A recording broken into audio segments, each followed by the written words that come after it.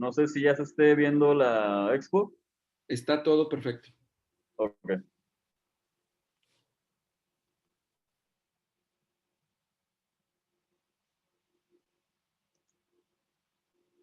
Bueno, buenos días. Hoy vamos a revisar el tema de efectos secundarios.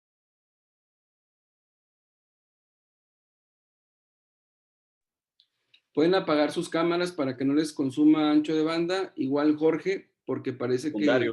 Y secuelas de traumatismo. Primeramente, hay que recordar. ¿Perdón?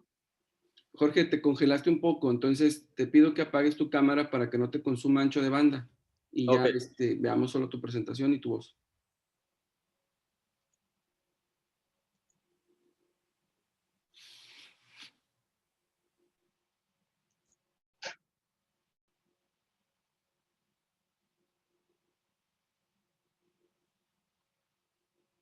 ¿Ahí se ve? Sí, adelante. Ok. Entonces, primeramente recordar que el daño cerebral postraumático es una serie de reacciones fisiopatológicas en cadena que se extiende desde el momento en que se da el daño agudo, por así decirlo, abarcando días, meses o incluso años posteriores a este evento. El daño cerebral postraumático agudo va a ser simplemente el gatillo que va a desencadenar toda esa serie de reacciones fisiopatológicas. Va a haber varias situaciones que se pueden desencadenar. Dentro de las primeras 24 horas puede haber un daño hemorrágico progresivo. Dentro de semanas o meses posteriores al evento agudo, puede haber datos de hipotensión intracraneal, fugas de líquido cefalorraquídeo, e incluso años posteriores puede aparecer secuelas como el síndrome de encefalopatía postraumática. Esos son solo algunos ejemplos. Ahorita vamos a ir vislumbrando los más comunes, ¿no? Los que debemos de conocer realmente. La manifestación secundaria más común de cualquier masa intracraneal expansiva, sea cual sea su etiología, van a ser las herniaciones cerebrales. Recordar que, por definición, una herniación cerebral va a ocurrir cuando una o más estructuras son desplazadas desde su compartimento normal o nativo hacia el espacio adyacente, como se ve en este esquema, ¿no? Va a aumentar la presión y va simplemente a desplazar hacia el espacio contiguo, nativo o normal, que es lo que conocemos. Hay cuestiones anatómicas que vale la pena recordar para este tema. Lo primero, recordar que la bóveda craneal va a estar dividida en 3 compartimentos por crestas óseas y pliegues durales. Lo van a dividir en 2 semicráneos supratentoriales, derecho e izquierdo, y la fosa posterior. ¿Qué es lo que lo va a estar dividiendo? Bueno, recordemos que el cerebro va a estar recubierto por algunas capas, las meninges. La más externa de ella, la más dura también, va a ser la dura madre. La dura madre, hay que recordar que va a tener 2 capas, una externa que se va a unir o se va a adosar a la superficie interna del hueso, que va a ser o va a formar lo que es el periósteo, y una capa interna que se va a imaginar y va a hacer algunos pliegues durales que son de importancia para este tema, por eso estoy tocándolos. Uno de ellos, o el mayor, es la conocida falx cerebri, que va a dividir el hemisferio, en hemisferios derecho e izquierdo. Y el otro de vital importancia para este tema es el tentorium cerebelli, que va a dividir en supratentorial e infratentorial. Vamos a ahondar un poquito más en cada uno de ellos. Primero, la falx cerebri. Recordar, la falx cerebri va a ser un pliegue dural amplio en forma de hoz, aquí lo vemos muy bien, que se une superiormente al interior del cráneo de cada lado. Al unirse a cada lado de la línea media al cráneo, va a dejar un espacio entre ambas hojas. En ese espacio va a correr el seno sagital superior. ¿Ok? La falx va a descender verticalmente hacia la cisura interhemisférica, va a ser más corta en el frente, donde se va a unir a la apófisis crista galli, y conforme se va haciendo posterior, va aumentando su profundidad o se va introduciendo más hacia la cisura interhemisférica, hasta unirse posteriormente al tentorium cerebelli. Su borde libre va a ser cóncavo va a contener al seno sagital inferior. Este espacio abierto que va a dejar el borde libre con el cuerpo calloso y el giro cingulado va a ser de vital importancia, ya que ese espacio va a permitir el desplazamiento potencial del cerebro y de los vasos sanguíneos de un lado al otro, que va a ser un tipo de hernia que de hecho es la más común, que ahorita la vamos a ver. La apertura, cabe mencionar que es más grande en el frente y más pequeña hacia posterior. La segunda estructura que vamos a recordar es el tentorium cerebelli. Este también es un pliegue dural que va a tener forma de tienda. Se extiende inferolateralmente desde su confluencia con la falx cerebri, inferolateralmente, a cada lado, ¿de acuerdo? A este nivel, donde se une con la falx cerebri, sus pliegues van a estar unidos, van a estar fusionados, y aquí van a contener al seno recto, el cual se va a dirigir hacia posterior hasta la confluencia con el seno sagital superior y los senos transversos. El tentorium se va a unir lateralmente a los bordes petrosos, anteriormente al dorsum cellae y posteriormente al hueso occipital. Sus bordes mediales libres son cóncavos y van a definir un espacio abierto en forma de U, ¿de acuerdo?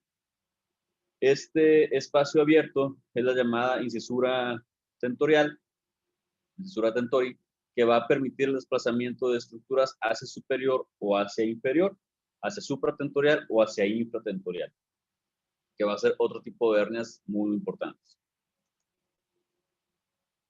Y un punto específicamente de la fisiología que es relevante para este tema y cabe mencionar es, una vez que las suturas se han fusionado y las fontanelas ya se cerraron, el cerebro, el líquido cefalorraquídeo y la sangre coexisten en una caja ósea que va a estar cerrada.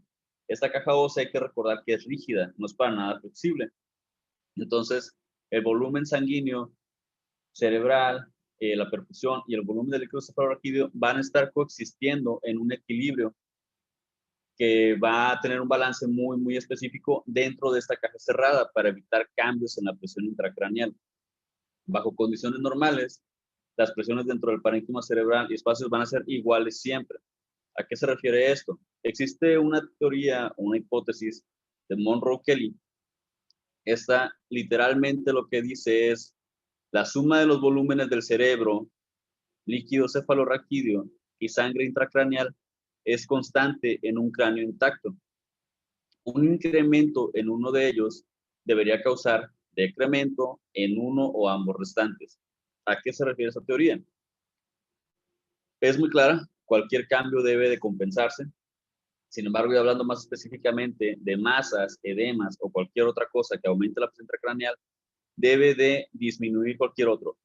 Primariamente lo hace el líquido cefalorraquídeo, desplazándose de las fisuras y de las cisternas. Posteriormente, pues lo hace el sistema sanguíneo. La masa encefálica es una constante.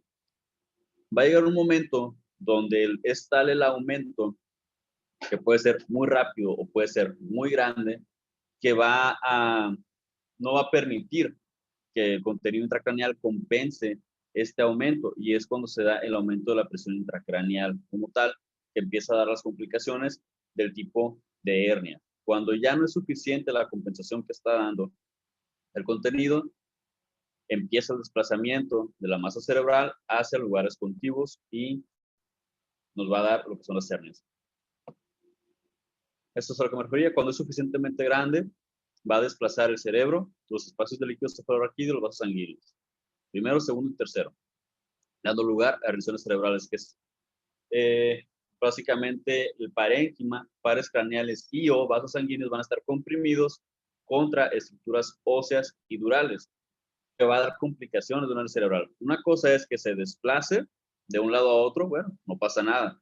Sin embargo, hay límites entre un espacio y otro, y al estar aventando prácticamente el parénquima cerebral de un lado a otro, lo comprime contra la falx, contra el tentorium o incluso contra la bóveda ósea, condicionando cambios isquémicos, infartos cerebrales, neuropatías o déficits neurológicos, dependiendo qué parte del parénquima cerebral está afectado. Cuando esto aumenta de tal manera que el daño neurológico va creciendo y a ser severo, incluso puede llegar a la muerte, dando prácticamente la muerte por un síndrome comportamental cerebral. Se ve en el abdomen, pero pues a nivel intracraneal. La hernia más común que vamos a encontrar es la subfalcina.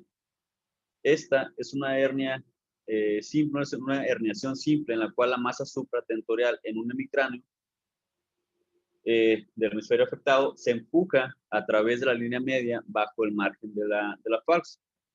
Es decir, va a haber un efecto de masa por un edema o por una tumoración que va a desplazar el parénquima cerebral por debajo de la falx cerebri, dando lugar a la invasión hacia el hemicráneo contralateral. ¿Qué es lo que vamos a ver? Bueno, lo primero es que el efecto de masa va a ser muy obvio que va a desplazar el cerebro.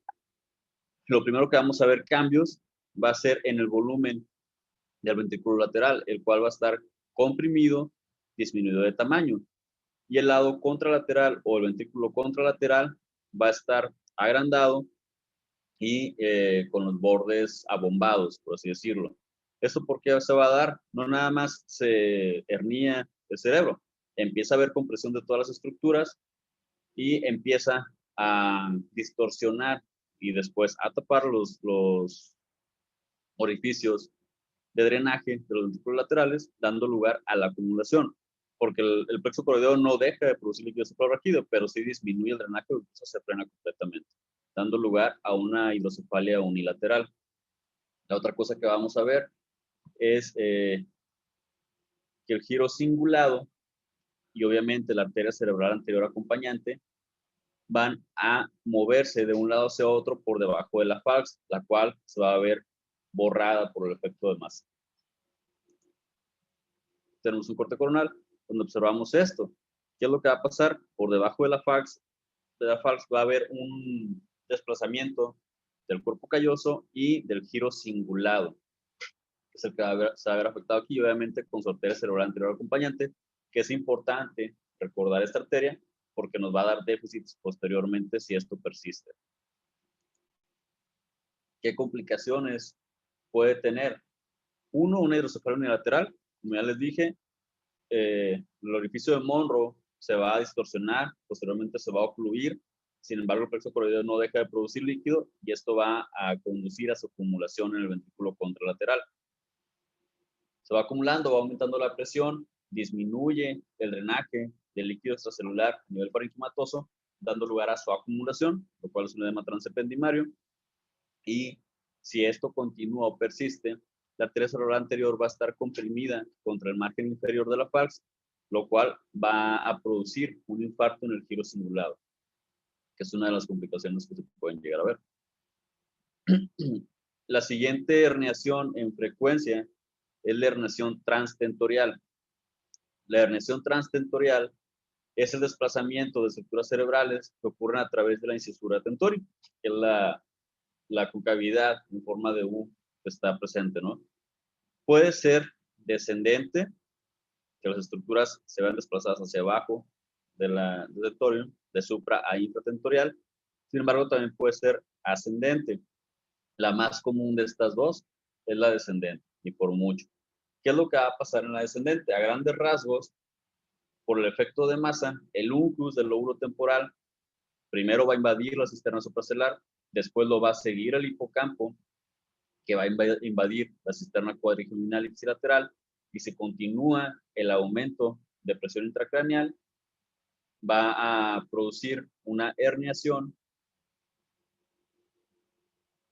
completa de las estructuras. Entonces el uncus va a empezar a invadir esta zona, la cisterna supracelular, y el hipocampo va a invadir la cisterna cuadrigeminal, ¿okay? Se va a desplazar hacia acá. Si esto continúa, va a prácticamente la porción medial del lóbulo temporal empezar a hundirse hacia la incisura tentórica. Puede ser uni o bilateral y tenemos otro tipo de herniación descendente transtentoral que sería la descendente central o completa, en el cual Va a haber un aumento de la presión intracraneal que va a comprimir toda la parte medial del cerebro contra la base del cráneo, principalmente el hipotálamo y el quiasma, y ambos lóbulos temporales van a estar herniados hacia abajo. Ahorita vamos a ahondar un poquito más en cada una de ellas. ¿Qué es lo que vamos a ver? En etapas tempranas vamos a ver el uncus, cómo se empieza a desplazar medialmente, obliterando la cisterna supracelular, que es lo que vemos aquí también. El uncus hacia medial, después hacia inferior, obliterando la cisterna supracelular, el aspecto lateral, y el hipocampo va a estar obliterando las cisternas basales. Esto es importante tener en cuenta esto, porque va primero a obliterar la cisterna y después va a desplazar el mesencéfalo hacia contralateral, lo cual nos va a dar una complicación que ahorita vamos a ver. Y obviamente, generalmente o muchas veces no va una sola hernia, sino que van acompañadas, ¿no? Como esta que vemos aquí, una hernia subfalcina con una herniación transtentorial. En la central, lo que vamos a ver es básicamente un aumento de la presión intracraneal que va a desplazar todo hacia abajo. Hipotálamo va a empezar a obliterar completamente la cisterna supracelular. El mesencéfalo va a estar desplazado hacia abajo, va a comprimir el puente y va a haber una distorsión completa de las cisternas basales, las cuales van a estar obliteradas, al igual que la cisterna supracelular. Que vamos a ver cómo va a ser muy simétrica, por así decirlo, la herniación o la obliteración de la cisterna magna de forma bilateral. La porción central del cerebro va a estar comprimida contra la base del cráneo. Como dijimos, hipotálamo y quiasma óptico van a estar contra la silla turca, lo cual va a obliterar la cisterna supracelular. Y va a haber un desplazamiento medial e inferior del mesencéfalo. Obviamente, al estar comprimiendo toda la base del cerebro, va a empezar a sufrir. ¿Okay? Y la forma de sufrir el cerebro es isquemizándose. ¿Qué parte es la que más va a sufrir? Las porciones mediales de los lóbulos temporales y la porción posterior de los lóbulos frontales, que es lo que vemos aquí, que hay datos ya de isquemia. ¿Qué complicaciones puede tener? Complicaciones, la más común es una compresión del tercer par, la cual va a estar dada por una compresión en el momento en que emerge de la fosa interpeduncular hacia su ingreso hacia el seno cavernoso, que va a discurrir anterolateralmente. Ahorita vamos a ver una imagen. Puede haber infartos del territorio de la arteria cerebral posterior por un desplazamiento y una compresión de la misma contra el borde libre del territorium cerebelli. El fenómeno de Kernohan, en el cual va a haber una incisura en el mesencéfalo, va a estar comprimido hacia contralateral, contra la falx cerebri, y va a dar un déficit motor ipsilateral al sitio de lesión. Ahorita vamos a verlo, que es algo que no debería darse. En teoría esperaríamos que fuera contralateral. Ahorita lo vamos a ver. Puede haber necrosis por presión del uncus y el hipocampo, hemorragia de Duret, que ahorita la vamos a ver también un poquito más a fondo, infartos hipotalámicos y de ganglios basales por una compresión de las ramas perforantes que nacen del polígono de Willis, y va a haber un círculo vicioso. Mientras más daño haya, más va a aumentar el edema en el hemisferio cerebral, más se va a complicar, llevando al paciente a una muerte cerebral si no se trata de forma temprana o de una forma adecuada. Vemos aquí dos cosas. Uno, cómo es muy factible que haya una lesión rápida del tercer par al invadir esta zona, el uncus del lóbulo temporal, y comenzamos a ver aquí cómo va a haber un desplazamiento del mesencéfalo hacia contralateral. Tenemos aquí una resonancia, tenemos la lesión en el lado izquierdo, va a haber un desplazamiento del mesencéfalo hacia contralateral, va a haber una incisura que se va a formar en el pedúnculo cerebral por su compresión contra el tentorium, y esto va a dar un déficit motor por esta situación, pero lo va a dar en el lado ipsilateral al sitio de la lesión, lo cual se considera que es paradójico. Ese es el fenómeno de Kernohan.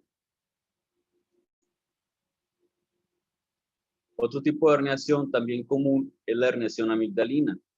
La herniación amigdalina va a haber un desplazamiento hacia inferior de las amígdalas cerebelosas, las cuales van a estar impactadas contra el foramen magno. Puede ser por dos cosas: una masa expansiva de la fosa posterior o una hipotensión intracraneal que va a ser prácticamente como un efecto de succión y va a jalar las amígdalas cerebelosas. ¿Qué es lo que vamos a ver? Básicamente en el corte sagital, un descenso de las amígdalas más de 5 milímetros por abajo del agujero magno, una obliteración, perdón, de la cisterna magna y una inversión de la dirección de las folias de las amígdalas, las cuales generalmente sabemos van a ser horizontales.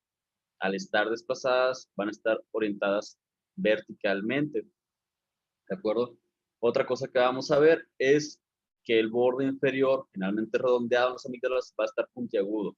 Sí es importante recordar estas tres cosas porque cuando el descenso no llega a los 5 milímetros, puede considerarse una variante anatómica normal si es que no hay síntomas. Obviamente un paciente asintomático que tiene un descenso de 3 milímetros, pero no hay nada más que el descenso, es una variante de la normalidad.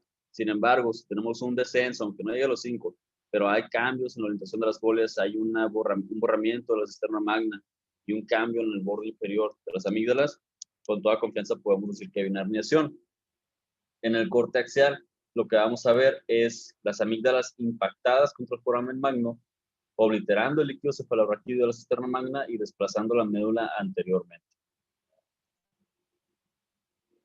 ¿Qué complicaciones puede dar? Obviamente una hidrocefalia obstructiva, que va a ser la más común. Esto por una compresión del acueducto y una necrosis tonsilar, porque van a estar aplastadas prácticamente contra el foramen magno. Va a haber una compresión arterial y disminuye el riego sanguíneo.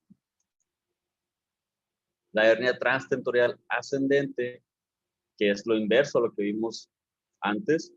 Aquí el vermicerebeloso y los hemisferios van a estar enfocados hacia arriba a través de la incisura tentori. Puede ser por dos cosas, lo más común, una masa en fosa posterior y un trauma, ¿no?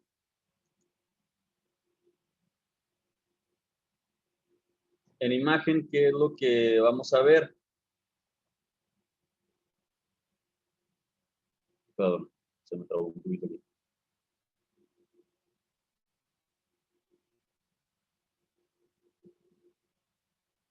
En imagen, lo que vamos a ver es, dependiendo qué tan avanzado está el cuadro, qué tan severa es la herniación. La cisterna cuadrigeminal primero va a ser comprimida, después va a ser obliterada, condicionando una compresión del tentorium y una deformidad del mesencéfalo. En el corte sagital va a haber una obliteración de la cisterna supravermiana, que no está tan obliterada, pero mientras más desplazamiento haya, más se va a borrar este espacio, se va a borrar el líquido cefalorraquídeo alrededor del mesencéfalo y empieza a comprimir el tentorium. El tectum. No es, mientras la herniación progresa, va a empezar a disminuir también el paso del líquido cefalorraquídeo, lo cual va a empezar a condicionar su acumulación en los ventrículos laterales, como es el caso de esta imagen de tomografía, en la cual vemos la obliteración completa de las cisternas basales con la acumulación de líquido con una hidrocefalia obstructiva, que es la principal complicación de este tipo de herniación. No es tan común, pero es una que se puede dar. Dos todavía menos comunes, pero que también son existentes y que debemos de conocer, son la herniación transalar y la herniación transdural o transcraneal. La transalar puede ser de dos tipos también, ascendente o descendente. Aquí lo que va a pasar es que el cerebro se va a herniar a través del ala mayor de los esfenoides. En el caso del ascendente, va a estar condicionada por una masa en la fosa craneal media, que va a condicionar un desplazamiento del lóbulo temporal, principalmente el giro temporal superior, la cisura del cirbio y la arteria cerebral media por arriba y encima del ala. Ahorita vamos a ver imágenes de esto. Y la descendente generalmente es inverso. Va a haber una masa en la fosa craneal anterior que va a desplazar posterior inferiormente el giro recto por encima del ala. y aquí la cisura de Silvio y la arteria cerebral media van a estar desplazadas posteriormente. Tenemos aquí una ascendente y una descendente. Tenemos cortes parasagitales, donde vemos una masa a nivel de fosa craneal media que desplaza la cisura de Silvio y la arteria cerebral media por encima del nivel del ala mayor del esfenoides. En el caso de nuestra derecha, vemos un efecto de masa a nivel de la fosa craneal anterior que va a desplazar cisura de Silvio por debajo del nivel del ala mayor de los esfenoides. Es una transalar y obviamente la mejor forma de evaluarla, de valorarla, es en cortes parasagitales. El otro tipo es la herniación transdural. Es un tipo raro de herniación cerebral, algunas veces llamada fungus cerebri. Esta sí puede poner bastante en peligro la vida del paciente. Para que ocurra, debe de haber varias cosas. Uno, la dura debe estar lacerada, que es esta que vemos aquí, que lo vamos a ver como una línea hipointensa discontinua. Se laceró. ¿Por qué? Puede ser por una fractura o por una craneotomía, al igual que un defecto craneal, que también puede ser por un traumatismo o por una cirugía, un antecedente quirúrgico.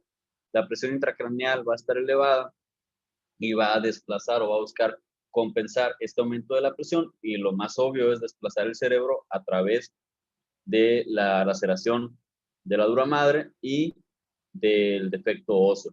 En este caso vemos cómo se desplazó parte del cerebro aquí a nivel epidural y parte ya por debajo de la galia, ¿no? Yo le repito, para que esto se dé, obviamente tiene que haber un antecedente quirúrgico o una fractura que exponga o que lacere la dura.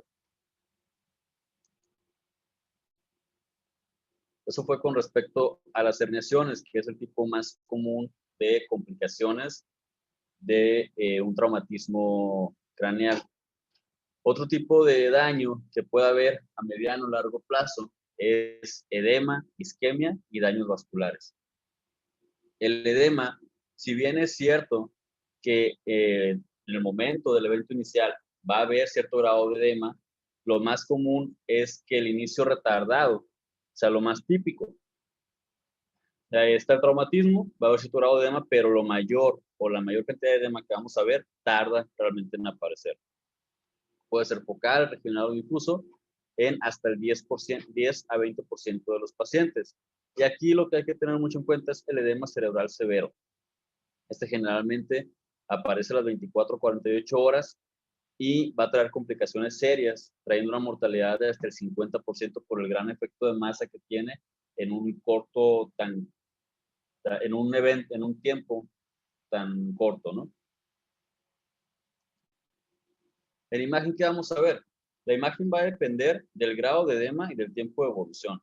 Al principio, un discreto borramiento de los surcos y cisuras, un abombamiento o un aumento de volumen de las circunvoluciones y discreto desplazamiento de la línea media con discreta compresión del sistema ventricular.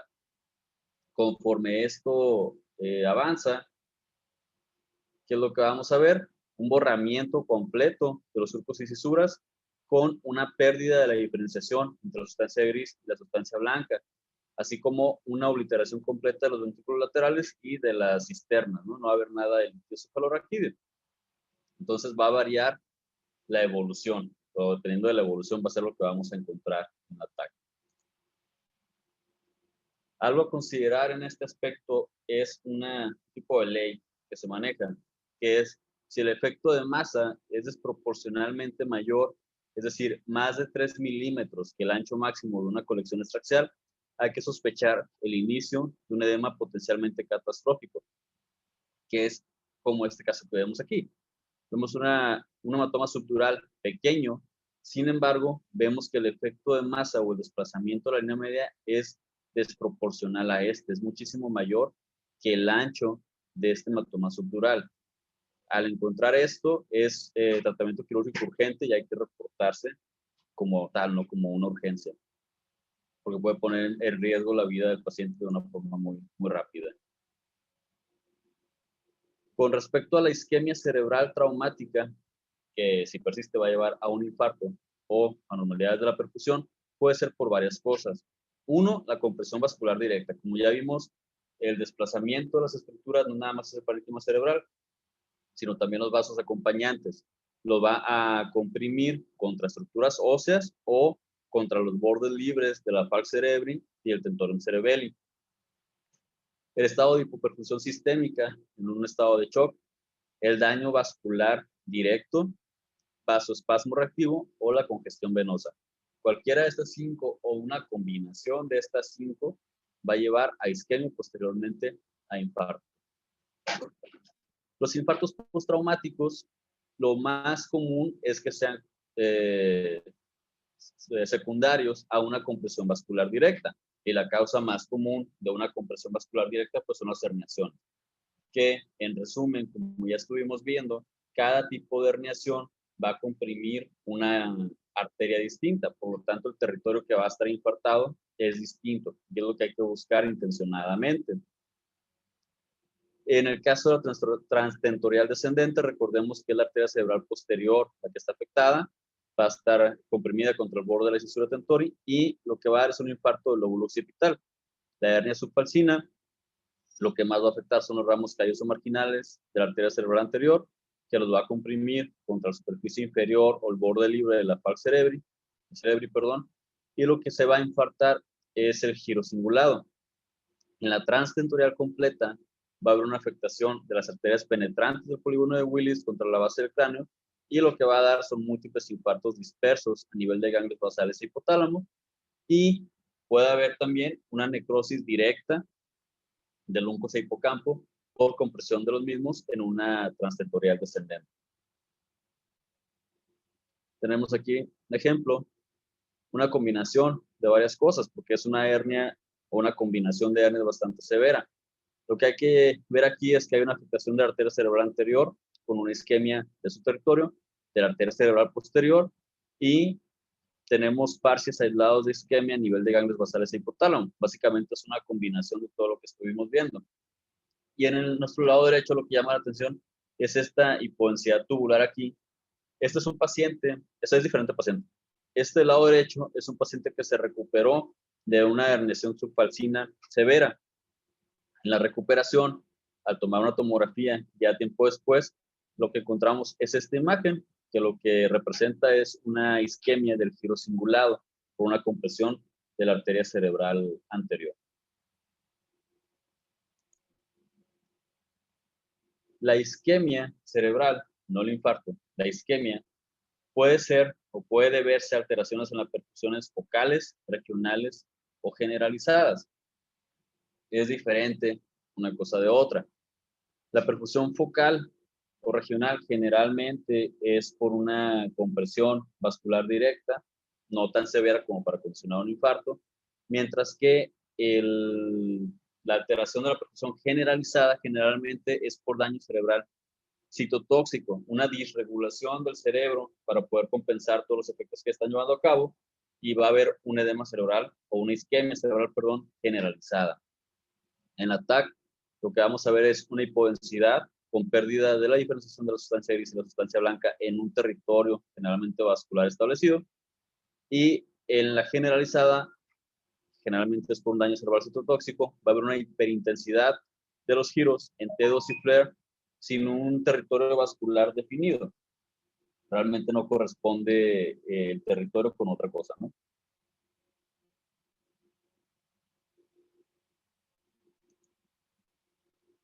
Tenemos aquí un ejemplo en el cual es el mismo paciente, nada más que tomografía y resonancia, un poquito diferentes alturas, en el cual vemos una hipodensidad generalizada del hemisferio cerebral izquierdo, sin embargo todavía conserva ahí la diferenciación sustancia gris y sustancia blanca, y al observarlo en la resonancia, vemos una hiperintensidad generalizada de los mismos con pérdida de la diferenciación, y lo que llama la atención es hiperintensidades a nivel del cuerpo calloso. Esto generalmente es por un efecto citotóxico, no tanto por algo mecánico directo. En el caso de esto, vemos un hematoma subdural que va a condicionar cambios en el parénquima adyacente o inmediatamente inferior. Vemos hipointensidad en T1 con hiperintensidad en T2. Si a esto lo estudiamos con difusión, pues vamos a tener restricción a la difusión en esta zona. Ya está habiendo un cambio, generalmente por presión directa, ¿no?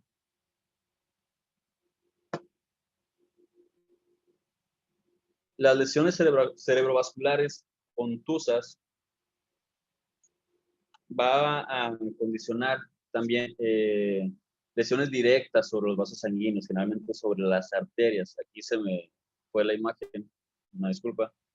Generalmente lo vamos a ver en pacientes con fractura de base de cráneo y fracturas espinales. ¿Qué es lo que podemos encontrar?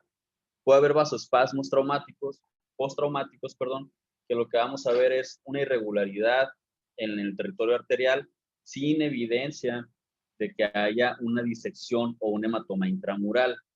Una disección traumática intracraneal de vaso sanguíneo generalmente es muy poco usual.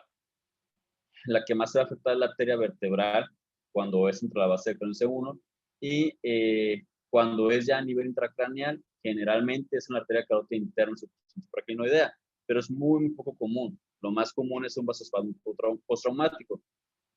Otra complicación que puede haber es un desgarro vascular directo y por último un pseudoaneurisma postraumático.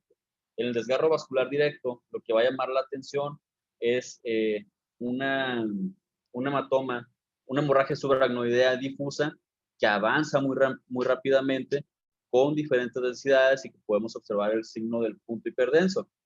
Este paciente que vemos en esta tomografía, vemos una hemorragia subaracnoidea difusa, avanzó muy rápido en el tiempo y vemos prácticamente una acumulación de sangre con diferentes densidades. Este caso fue una laceración directa del vaso. Pero no es lo común, pero sí se pueden dañar, tanto por la compresión como por la elongación de los mismos vasos, ¿no? Con las estructuras óseas. Y los efectos crónicos o secuelas de un trauma en el sistema nervioso central también pueden estar presentes. ¿Qué podemos tener? Lo primero o lo más común que hay que buscar es una encefalomalacia postraumática. Esta la vamos a buscar en zonas donde haya una alta incidencia de contusiones corticales. ¿Cuáles son estas? La superficie anteroinferior de lóbulos frontales y la anterior de lóbulos temporales. ¿Cómo la vamos a ver?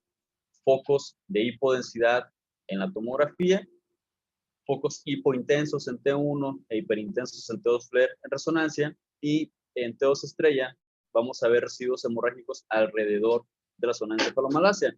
Esto aunado a una pérdida de volumen de sustancia gris y sustancia blanca. Estos son los hallazgos de imagen, pero obviamente tenemos que tener el antecedente del paciente, ¿no? De traumatismos de repetición o un antecedente traumático en dicha zona, como es el caso de este paciente, en el cual vemos un hematoma intraparenquimatoso con zonas de hipodensidad a nivel frontotemporal, el cual se le dio seguimiento. Este es un corte más superior, donde vemos un hematoma subdural con zonas de hemorragia subaracnoidea. Y al tiempo, lo que vemos es, en la zona donde estaba previamente las hipodensidades en TAC con la hemorragia, empezamos a ver ya zonas de encefalomalacia, zonas de hiperintensidad parcialmente definidas en T2. Y si valoramos este mismo corte en el T2 estrella, vemos zonas de blooming periféricas, que son residuos hemorrágicos alrededor de una zona de encefalomalacia. Entonces, es un paciente ya con un antecedente de traumatismo o con traumatismos de repetición, dependiendo a lo que se dedique el paciente. La encefalopatía postraumática crónica, esta generalmente se empezó a describir en los boxeadores y de hecho al principio se le llamó demencia pugilística. Este término ya no se utiliza. Ahorita lo que se prefiere es la encefalopatía traumática crónica. ¿Qué va a ser? Va a ser un proceso acumulativo de repetidos golpes en la cabeza. Entonces, no nada más se va a ver en los boxeadores, sino también en jugadores de fútbol americano y todo ese tipo de deportes de alto contacto, ¿no? Se ha visto una correlación clínica entre esta patología y la aparición de Alzheimer a tempranas edades. Clínicamente, déficit de memoria, déficit de lenguaje y déficits en el procesamiento de la información, aunado a síntomas cerebelosos, piramidales y extrapiramidales. ¿Qué es lo que vamos a ver? Los hallazgos son muy inespecíficos, pero la combinación de estos con el antecedente del paciente es lo que nos va a dar el diagnóstico. Va a haber datos de atrofia córtico subcortical a muy temprana edad. Este es un paciente de 40 años, vemos la atrofia muy marcada. Zonas de hiperintensidad que pueden ser confluentes o no confluentes a nivel de sustancia blanca. En este caso vemos ya un caso avanzado, donde ya están francamente confluentes y vemos unas zonas aisladas de hiperintensidades. Y al análisis con T2 estrella vamos a ver varias zonas de microhemorragia dispersas. Aunado al antecedente, estamos ante una encefalopatía traumática crónica. Y por último, otro síndrome que podemos llegar a encontrar es el síndrome del segundo impacto. Cuando hay una conmoción cerebral, va a haber una ventana temporal en la cual el cerebro va a estar sufriendo, va a tener una normalidad metabólica. Si no se da el tiempo suficiente para que el paciente se recupere de este primer golpe, de esa primera conmoción, esta anormalidad metabólica puede ser exacerbado por una repetición del trauma o por un segundo golpe. Por eso se llama síndrome del segundo impacto. Eso se da en pacientes, como les digo, que aún están sintomáticos por un primer golpe y se da un segundo daño. Generalmente lo que vamos a encontrar es un hematoma estructural agudo que es asociado a un edema cerebral desproporcionalmente grande en pacientes con antecedente de un traumatismo reciente previo. La clínica generalmente o el síntoma que se refiere como persistencia del primer impacto es una cefalea, que no remite. Se da un segundo golpe y lo que empiezan a referir los pacientes es una sensación de aturdimiento. Esto va a preceder al colapso. El paciente queda aturdido y va a desmayarse para entrar en un estado semicomatoso. Puede llevar a la muerte del paciente en un periodo muy corto de tiempo. De ahí la importancia de considerar su diagnóstico. Este es el caso de un niño en el cual no tiene antecedente de traumatismo, pero sí de maltrato. Esta es la primera tomografía, que por un momento del diagnóstico vemos un hematoma estructural con un importante desplazamiento de la línea media, y en un estudio de seguimiento vemos como el hematoma es igual pequeño, pero el desplazamiento aumentó. Aquí estamos ya ante un segundo, o tenemos que sospechar ya un segundo impacto, un síndrome del segundo impacto. Y básicamente ese es el tema de hoy.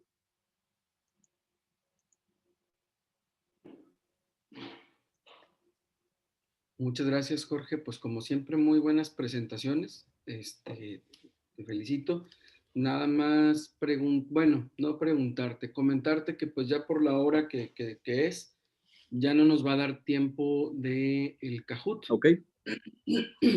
Perdón. Entonces, vamos a reprogramar ese Kahoot. Yo quisiera ver si lo podemos hacer el lunes. Pero bueno, me pongo de acuerdo con ustedes por medio del chat. Y por lo pronto, pues bueno, ya podemos dar por terminada la clase para que se reintegren para que se reintegren a sus actividades. Ok. Pues bueno, muchas gracias, felicidades y pues buen fin de semana para todos. Gracias, Doc. Hasta luego.